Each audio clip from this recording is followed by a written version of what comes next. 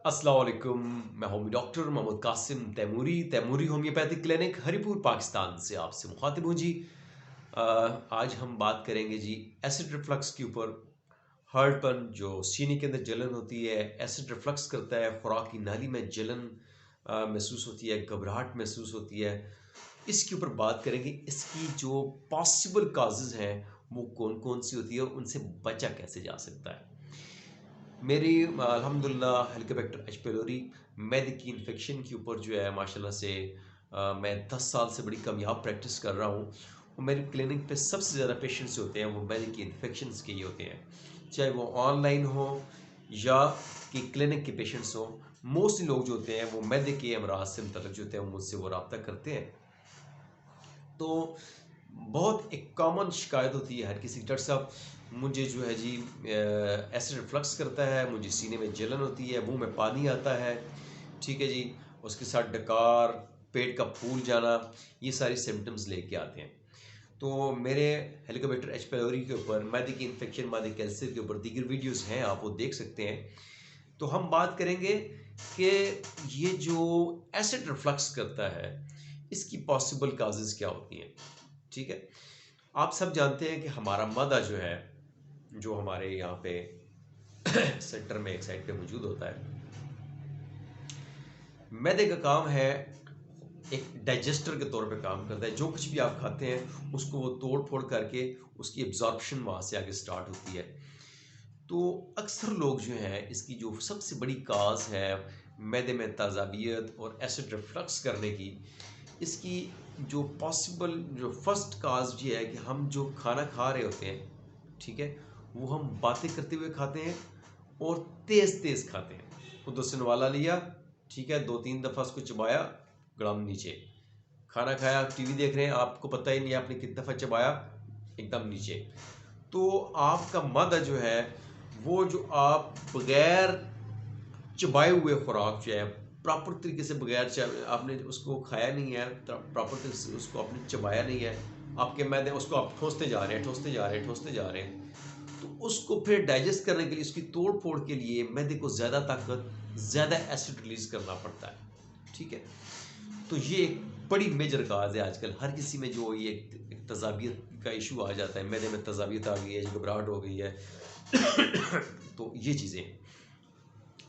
दूसरी पॉसिबल काज़ होती है जी कि हमारे जो मैदे के अंदर जो वाल्व होते हैं, ठीक है? जैसे ये एक मैदा है, ठीक है? तो इस मैदे के ऊपर एक वाल्व है खुराक की नाली का, ठीक है? खुराक की नाली में ग़िज़ा आई, मैदा बंद हो गया, ठीक है? फूड एंटर हुआ, उसके लिए वाल्व ओपन हुआ, फिर ऊपर वाल्व बंद हो गया। दूसरा वाल्व जो है ये ड्यूडेनम में जाके खुलता है। ये बाइल को, एक्स्ट्रा बाइल को वापस मदे में आने से रोकता है, तो ये भी अपने टाइम से खुलता और बंद होता है। बाज़ दफ़ा जो है ये वाल्व जो होते हैं ये इनके फंक्शन डिस्टर्ब हो जाते हैं। उस फंक्शन के डिस्टर्ब होने की मेजर काज़ जो होती है वो आजकल है स्ट्रेसफुल लाइफ, ज़हनी दबाव, ठीक है? जैसे इसकी मिसाल ऐसे है, आप ज़हनी तौर पे परेशान हैं, ठीक है? आप गेट से अपने घर से एंटर हुए, आपने दरवाज़ा बंद ही नहीं किया, छोड़ के आ गए ऊपर, ठीक है जी?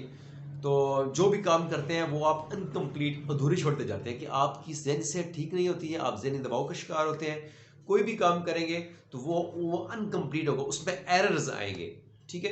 इसी तरीके से वो जो आप फिज़िकल एरर्स होते हैं आपके, जैसे आपने दरवाज़ा खुला छोड़ दिया, दरवाज़ा बंद करके आ गए, ठीक है जी? फलाँ काम आपने चूल्हे पे कोई चीज़ छोड़ी तो वो आप भूल गए चूल्हे से, या वो जल गई या दूध उबल के बाहर आ गया।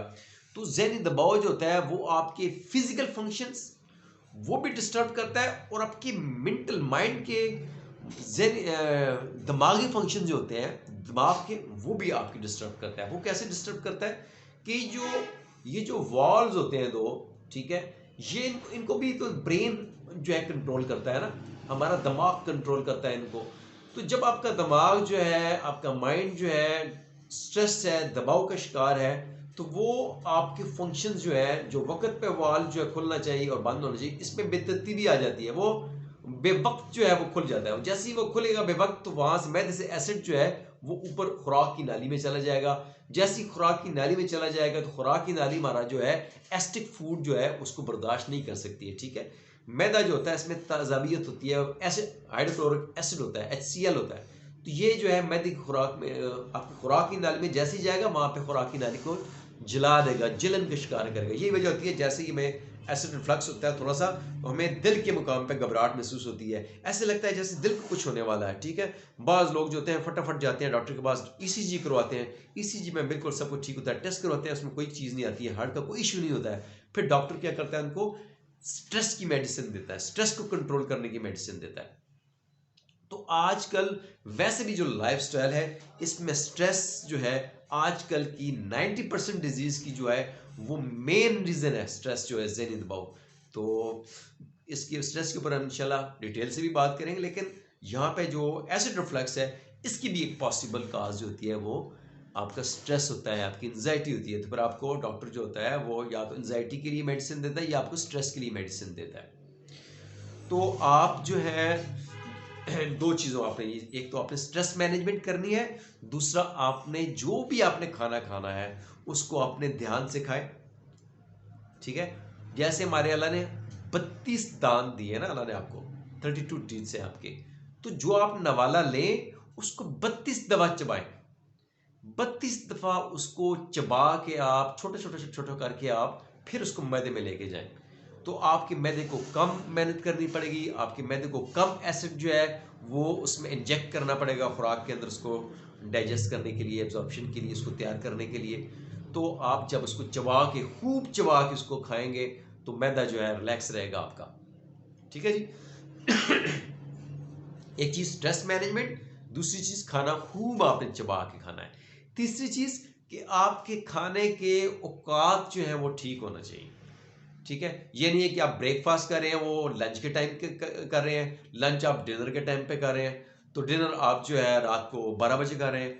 तो आपकी ईटिंग टाइमिंग्स जो है वो परफेक्ट होनी चाहिए। अगर आपने खाना नहीं खाया तो भी आप में एसिडिटी हो सकती है, और अगर आप खाना बार बार थोड़ी थोड़ी वक्फे के बाद खाएंगे, घंटे बाद 2 घंटे बाद खाना खाएंगे, तो भी आपका मैदा जो है एसिड उस खुराक को डाइजेस्ट करने के लिए एसिड रिलीज करेगा, तो आपके मैदे में हाइपर एसिडिटी हो जाएगी। खुराक ना खाने से, खाना ना खाने से, भूखा रहने की वजह से भी एसिडिटी हो जाती है। वो इस वजह से होती है कि जब आप खाना नहीं खा रहे हैं लेकिन आप किसी को खाना खाते हुए देख रहे हैं, आपको भूख लगी है लेकिन आप खा नहीं रहे हैं या किसी वजह से नहीं खा रहे हैं, तो आप जो है किसी को खाना खाते हुए देख रहे हैं तो भी वो स्मेल को महसूस करके भी आपकी बॉडी जो है इतला ब्रेन को दे देगी कि खाना आ रहा है, खाना रेडी है।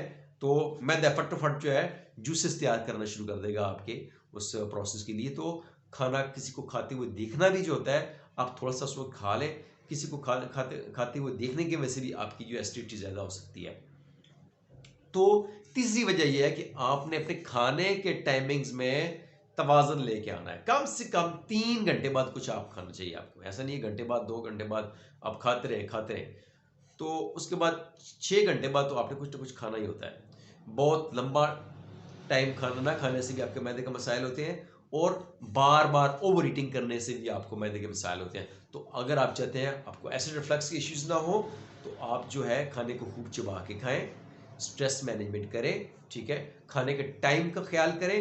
और आखिरी बात, खाना खाने के बाद आपने लेट नहीं जाना है।